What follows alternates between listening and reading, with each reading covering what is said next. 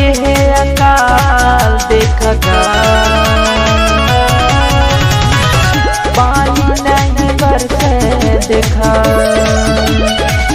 कसम तू बुलावा चचगा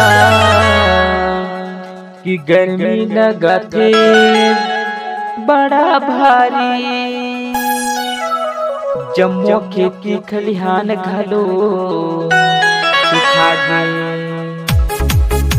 तजीना मुश्किल हवे बड़ा भारी गभय सब जन लाया मुआई का, सब जन लाया मुआई का।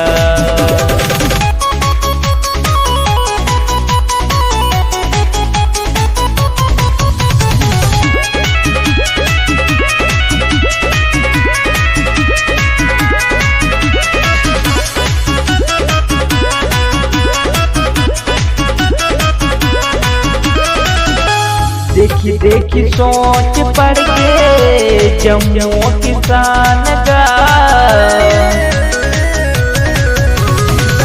खेती बाड़ी करना है भैया जम्मू किसान ला, पानी नहीं आया तो भैया खेती कैसे होगा, खेती कैसे होगा।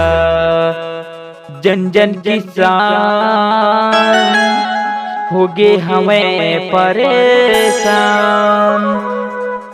काबर के पानी नहीं आवे,